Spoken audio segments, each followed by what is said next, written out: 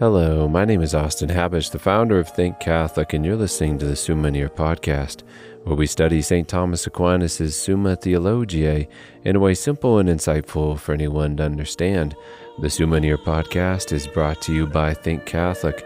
Taking 2 questions of the Summa a day, we'll seek to summarize St. Thomas's responses, discovering the brilliance of Aquinas and his Catholic faith is day 231.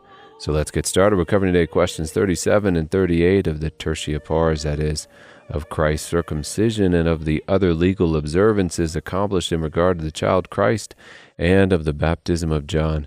The translation that I always use in these podcasts is the one generously provided to me by Ave Maria Press, the 5-volume set translated by the Fathers of the English Dominican province, which you can now get at a discounted price from Ave Maria Press's site by typing in the code Summa 10, and so here we go. Article 1, whether Christ should have been circumcised. And it was fitting for 7 reasons that Christ be circumcised. First, to demonstrate his true human nature. Second, to approve of the practice of circumcision given by God in the Old Law. Third, to show that he was a true descendant of Abraham by observing the practice. Fourth, in order to not be despised by the other Jews whom he was going to preach to. Fifth, as an example of obedience to us who live under ceremonial rules as well. Sixth, in order that he who came in the flesh of a fallen race might not reject the remedies given to that fallen human race. And lastly, that by taking upon himself the burden of the old law, he might free those who lived under that burden. Article 2, whether his name was suitably given to Christ. And this response is concisely and sufficiently given by St. Thomas, who says, but names given to men by God always signify some gratuitous gift bestowed on them by him. Thus it was said to Abraham, thou shalt be called Abraham, because I have made thee a father of many nations. And it was said to Peter, thou art Peter, and upon this rock I will build my church. Since therefore this prerogative of grace was bestowed on the man Christ, that through him all men might be saved, therefore he was becomingly named Jesus, i.e., Savior. Article 3, whether Christ was becomingly presented in the temple. According to the old law, the mother after giving birth had to appear 40 days later to be purified in the temple, as well as to offer sacrifice in the temple for the child. As it is written in Leviticus, when the days of her purifying are completed, whether for a son or for a daughter, she shall bring to the priest at the door of the tent of meeting a lamb, a year old for a burnt offering, and a young pigeon or a turtle dove for a sin offering. To which St. Thomas explains, this sacrifice was for the expiation of the sin in which the child was conceived and born, and also for a certain consecration of the child, because it was then presented in the temple for the first time. Wherefore one offering was made as a holocaust and another for sin. It was also becoming that Christ would be presented in the temple, since every firstborn was to be dedicated to God in an especial way, according to the old law, as it is written in Exodus. The Lord said to Moses, consecrate to me all the firstborn. Whatever is the first to open the womb among the people of Israel, both of man and of beast, is mine. Article 4, whether it was fitting that the Mother of God should go to the temple to be purified. In a sentence from Aquinas, Christ, though not subject to the law, wished nevertheless to submit to circumcision and the other burdens of the law, in order to give an example of humility and obedience, and in order to show his approval of the law, and again in order to take away from the Jews an excuse for calumniating him. For the same reasons he wished his mother also to fulfill the prescriptions of the law, to which nevertheless she was not subject. We turn then to question 38 of the baptism of John. Article 1, whether it was fitting that John should baptize.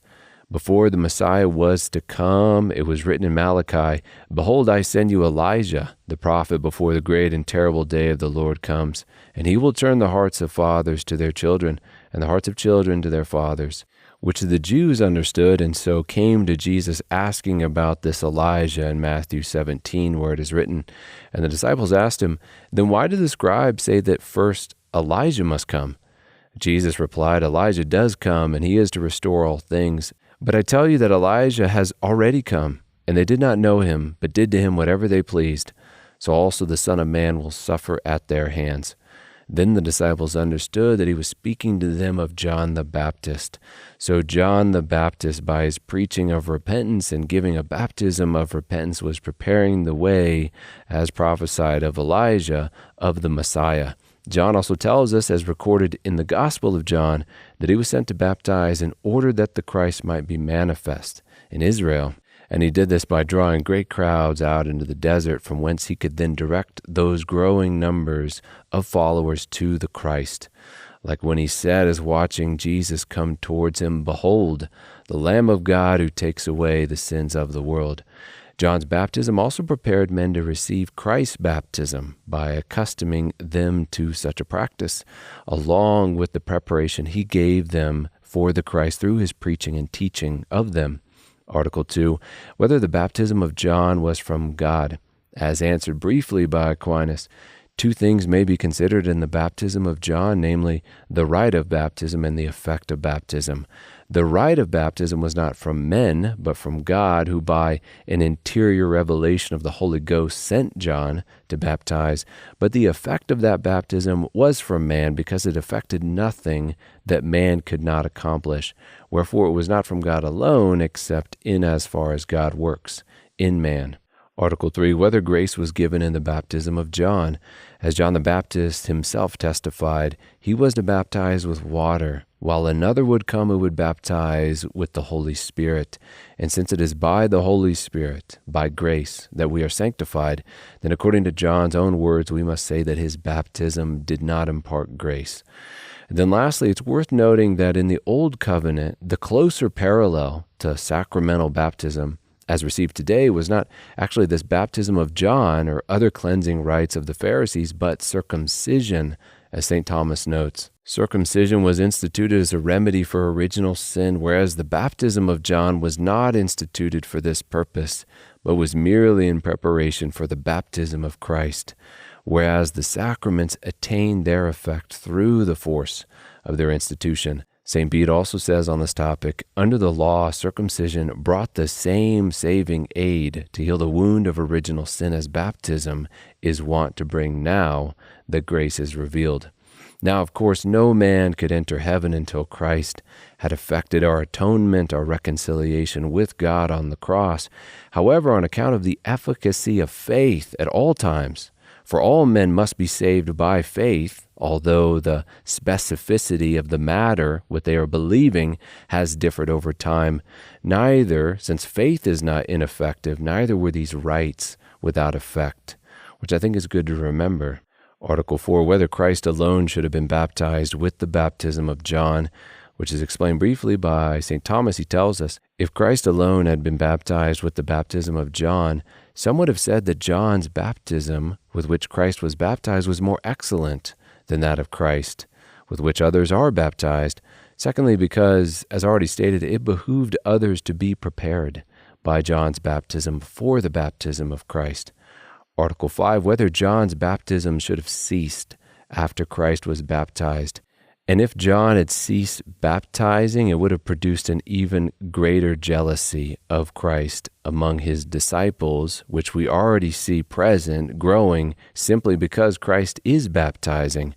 As it is written in the Gospel of John, they came to John the Baptist and said to him, Rabbi, he who was with you beyond the Jordan, to whom you bore witness, here he is baptizing, and all are going to him.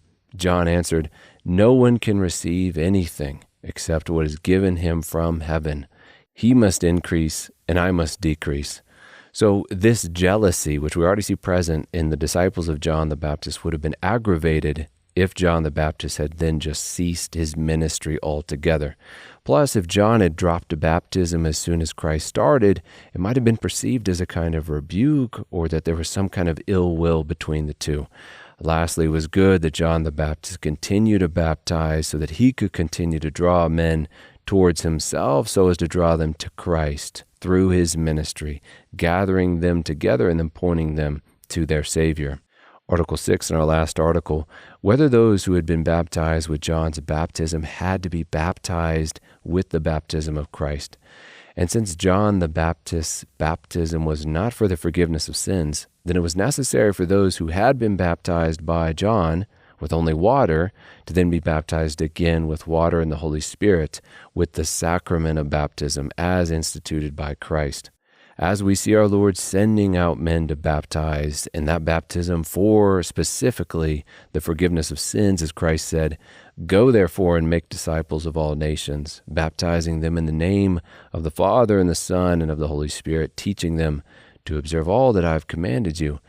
And then his apostles doing just that, as St. Peter said, as recorded in the book of Acts, "Repent and be baptized, every one of you, for the forgiveness of your sins, and you shall receive the gift of the Holy Spirit." As a last note, it's important to note that just as circumcision was not without effect on those who received it before the advent of Christ, so too by the authority of Christ, baptism conveyed through his apostles before his death and resurrection still had a sacramental effect. As St. Thomas teaches, Christ's baptism, that which Peter gave, and if any were given by Judas, that was Christ. And therefore, if Judas baptized anyone, they were not rebaptized, for the baptism corresponds with him by whose authority it is given, not with him, the individual, the person, at whose service or through whose service it is given. For the same reason, those who were baptized by the deacon Philip, who gave the baptism of Christ, were not baptized again, but received the imposition of hands by the apostles, just as those who are baptized by priests are confirmed by the bishops. And with that, we close another episode. We have just finished covering questions 37 and 38 of the tertia pars, that is, of Christ's circumcision and of the other legal observances accomplished in regard to the child Christ and of the baptism of John. My name is Austin Habish with Think Catholic, and I cannot wait to see you tomorrow.